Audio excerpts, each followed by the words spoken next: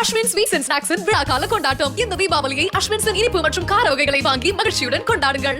Big pass என்கிற தமிழருடைய கலாச்சாரத்தை, பண்பாட்டை, ஒழுக்க நெறிமுறைகளை, மாணவர் செல்வங்கள், இளைய தலைமுறையை சீரழிக்கின்ற மிக மோசமான நடவடிக்கைகளை தொடர்ந்து பிக் பாஸ் நிகழ்ச்சியில் ஒளிபரப்பப்படுகிறது.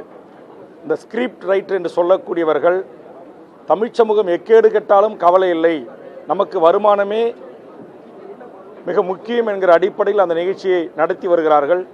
சமீபத்தில் பார்க்கப்படுகின்ற அந்த காட்சிகள் எல்லாம் குடும்பத்தோடு, கணவன் மனைவியோடு, தாய் தந்தையோடு, ஒரு வயது வந்த பெண்ணோடு உட்கார்ந்து பார்க்க முடியாத, குழந்தை செல்வங்களோடு பார்க்க முடியாத அருவருப்ப அங்க அசைவு காட்சிகளும், படுக்கை அறை காட்சிகளும், ஆண் பெண் கட்டிப்பிடித்து முத்தமிடுகின்ற காட்சிகளும், இன்னும் நேரடியான உடலுறவு காட்சியை மட்டும்தான் அவர்கள் ஒளிபரப்பவில்லை.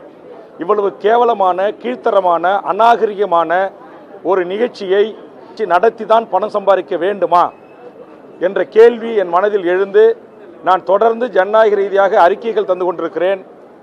சட்டமன்றத்தில் இது குறித்து கவன ஈர்ப்பு தீர்மானங்களை இன்றைய தினம் பேரவைத் தலைவர் அவர்களுக்கு தந்திருக்கிறேன். 2 நாட்களுக்கு முன்பாக தமிழ்நாடு அரசுக்கும் முதலமைச்சருக்கும் வேண்டுகோள் வைத்து உடனடியாக பிக் பாஸ் தடை செய்யப்பட வேண்டும் என்கிற கருத்தை பதிவு செய்திருக்கிறேன். ஆனால் இந்த 2 நாட்கள் ஆகி அறிக்கை தந்தோம். தமிழ்நாடு அரசும் இதுவரையிலும் அதற்கு அந்த நடவடிக்கையும் எடுத்ததாக தெரியவில்லை.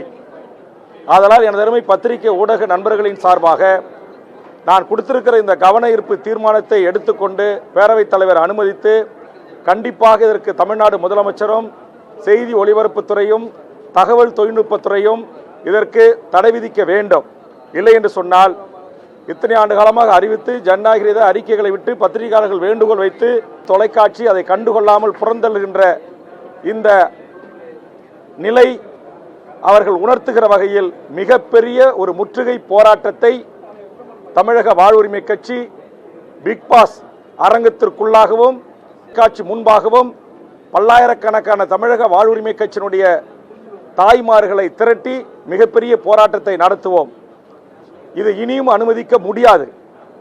இன்னைக்கு ஒவ்வொரு நாளும் அந்த நிகழ்ச்சியை பார்க்கிற பொதுமக்கள் அந்த விஜய் தொலைக்காட்சியில் கமெண்ட்ஸ் பகுதியில் பல்லாயிரக்கணக்கான கமெண்ட்ஸ்களை சொல்றாங்க. இது ஒரு மோசமான நிகழ்ச்சி, இது பண்பாட்டு கலாச்சார சீரழிவு நிகழ்ச்சி, தயவு செய்து இதை தடுத்து நிறுத்துங்க, இது வேண்டாம் அப்படின்னு சொல்றாங்க. ஆனால் அதை எதை குறித்து கவலை கொள்ளாமல் இப்படி ஒரு மோசமான நிகழ்ச்சியை தமிழ் சமூகம் அனுமதிக்க கூடாது.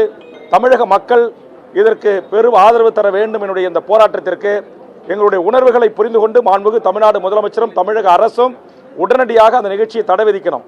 கர்நாடகத்தில் தடை விதிச்சிருக்கிறாங்க, வேற ஆந்திராவில் இது குறித்து அது மாற்றி அமைக்கப்பட்டிருக்குது, கேரளாவில் இந்த நிகழ்ச்சி மாற்றி அமைக்கப்பட்டிருக்கிறது. மற்ற மாநிலங்களில் அந்த மக்களுடைய உணர்வுகளுக்கு அந்த அரசு மதிப்பளித்திருக்கிறது, விஜய் தொலைக்காட்சியினுடைய அந்த மாநில நிர்வாகம் மதிப்பளித்திருக்கிறது. ஆனால் இங்கே தமிழ்நாட்டில் தமிழர்கள் சாதியா பிரிஞ்சு கிடக்கிறான், மதமா பிரிஞ்சு கிடக்கிறான், கட்சியா பிரிஞ்சு கிடக்கிறான், நம்ம எப்படி வேண்டுமானாலும் கல்லா கட்டலாம் என்கின்ற அடிப்படையில் இந்த நிகழ்ச்சியை நடத்துவது என்பது ஏற்புடையதல்ல. அதனால் உடனடியாக தடை விதிக்க வேண்டும் என்ற வேண்டுகோளை முன்வைக்கிறேன். அப்படி இல்லை என்று சொன்னால் தமிழக வாழ்வுரிமை கட்சி எடுக்கிற அந்த போராட்டம் ஒரு நியாயமான மக்களுக்கான போராட்டம் என்கிற அதற்கு மதிப்பளித்தாவது மாண்புமிகு தமிழ்நாடு முதலமைச்சர் இதற்கு ஒரு தீர்வை காண வேண்டும் என்று எனது அருமை பத்திரிகை ஊடக நண்பர்களின் சார்பாக வேண்டுகோளை முன்வைக்கிறேன். இதற்கு முன்னதாக விஜய் குழந்தைகள் மேலான தோல் மேல படம் போட்டு எடுக்கிறாரு, கை போட்டு எடுக்கிறாருன்னு சொல்லி நீங்க பேசியிருக்கப்ப சமூக வலைதளங்களில் உங்க மீதான விமர்சனங்கள் அதிகமாக இல்லை. அதை பத்திரிகை நண்பர்கிட்ட பல முறை நான் சொல்லிட்டேன். இது மாதிரி பொதுவான இப்போ உங்களுக்கு தெரியும், சேலத்தில் பேக் பெட்டிங், அதாவது போலியான திருமணம் என்கிற போர்வையில் மாலை இருக்கும், தாலி இருக்கும், மணமேடை இருக்கும், எல்லாம் இருக்கும். அப்புறம் அதே ஹோட்டலில் முதல்வர் அறையும் இருக்கும். இது கேடுகட்ட பொழப்பு இல்லை.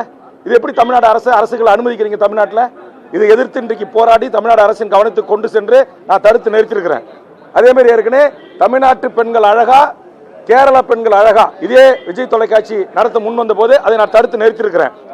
இன்னைக்கு சட்டமன்றத்தில் பேசி முதலமைச்சருடைய கவனத்துக்கு கொண்டு சென்று ஹாப்பி ஸ்ட்ரீட் என்கிற மிகப்பெரிய ஒரு பண்பாட்டு சீரழிவு கலாச்சார அந்த ஆட்டத்தை நான் தடுத்து நிறுத்திருக்கிறேன். முதலமைச்சர் மீது நம்பிக்கை வைத்து இதையெல்லாம் முதலமைச்சர் கவனத்துக்கு கொண்டு சென்று தடுத்து நிறுத்திருக்கிறேன். இப்பயும் முதலமைச்சர் மீது நம்பிக்கை வச்சு, தமிழக அரசு மீது நம்பிக்கை வைத்து இந்த கவன ஈர்ப்பு தீர்மானத்தை கொடுத்திருக்கிறேன். இதுல உடனடியாக மாண்புமிகு முதலமைச்சர் நடவடிக்கை எடுத்து தொலைக்காட்சி நிறுவனத்துக்கு வலியுறுத்தி அது தடுத்து நிறுத்தப்பட வேண்டும். அப்படி இல்லை என்றால் நாங்கள் மிகப்பெரிய தொடப்பத்தோட செருப்பத்தோட எங்கள் செருப்புகளை கொண்டு எங்களுடைய மகளிர் அணி இந்த போராட்டத்தை முன்னெடுத்துவார்கள். அது ஒரு ஊடகம் அது எத்தனையோ தமிழ் சமூகத்திற்கான நீயா நானா போன்ற நல்ல விஷயங்களை ஆரோக்கியமாக அங்கு விவாதித்திருக்கிறார்கள் என்கிற ஒரே காரணத்திற்காக நாங்கள் இது நாள் வரையிலும் பொறுத்தோம். இனியும் பொறுக்க முடியாது. ஒட்டுமொத்தமாக தமிழ்நாட்டு இளைய தலைமுறையை, மாணவர்களை, பள்ளி குழந்தைகளை சீரழிக்கின்ற மோசமான நிகழ்ச்சிகளை தொடர்ந்து நடத்தி கொண்டிருக்கிறது. இதை அனுமதிக்க முடியாது என்கிற அடிப்படையில் இந்த நிகழ்ச்சிக்கு நாங்கள் எங்கள் போராட்டத்தை அறிவித்திருக்கிறோம். அது விமர்சனம் ஐயா பெரியார் மீதோ ஏற்கனவே இருந்த தமிழ்நாட்டுடைய பல தலைவர்கள் மீதோ விமர்சனம் வரும். அந்த விமர்சனங்கள்லாம் பார்த்து நாங்கள் ஒதுங்க முடியாது. என்னை பொறுத்த வரையில் நாங்கள் ஜனநாயக ரீதியாக ஆர்ப்பாட்டம் அறிவிச்சிட்டோம், போராட்டம் நடத்திட்டோம், மனு கொடுத்துட்டோம், சட்டமன்றத்தில் பேசிட்டோம், இப்போ கவன ஈர்ப்பும் கொடுத்துட்டோம். இதுலேயும் எங்களுக்கு தீர்வு கிடைக்கல அப்படி என்றால் நாங்கள் இந்த போராட்டத்திற்கு நடத்த வேண்டிய ஒரு நெருக்கடிக்கு தள்ளப்படுறோம், அல்லது இதை நிறுத்தப்பட வேண்டும் என்கிற நெருக்கடிக்கு தள்ளப்படுறோம். நன்றி. கண்டிப்பாக பேசுவேன். தூய்மை பணியாளர்கள் நிரந்தரப்படுத்தணும், இடைநிலை ஆசிரியர்கள் நியமனம் செய்யப்பட வேண்டும், பணி நிரந்தரப்பட வேண்டும், அதுபோன்று ஓய்வூதியங்கள் வழங்கப்பட வேண்டும், அதுபோன்று டிரான்ஸ்போர்ட்டில் ஓய்வு பெற்றவங்களுக்கான ஓய்வூதியம், பழைய ஓய்வூதிய திட்டம் உள்ளிட்ட பல்வேறு பிரச்சனைகளை கண்டிப்பாக நடைபெற இருக்கின்ற சட்டமன்ற கூட்டத்தொடரில் அரசுக்கு வலியுறுத்தி பேச இருக்கிறேன். NLC பிரச்சனை பேச இருக்கிறோம். அதுபோன்று ஓய்வு பெற்ற கிராம உதவியாளர்களுடைய பிரச்சனைகள் இவற்றையெல்லாம் எடுத்து நிச்சயமாக மக்களுக்கான ஒரு தீர்வை ஏற்படுத்துவதற்கு நம்முடைய அரசுக்கும் மாண்புமிகு முதலமைச்சர் கவனத்திற்கும் எடுத்து செல்வேன் என்பதை தெரிவித்துக் கொள்கிறேன். நன்றி. அஸ்வின் ஸ்வீட்ஸ் அண்ட் ஸ்நாக்ஸின் விழா கால கொண்டாட்டம். இந்த தீபாவளியை அஸ்வின்ஸின் இனிப்பு மற்றும் கார வகைகளை வாங்கி மகிழ்ச்சியுடன் கொண்டாடுங்கள்.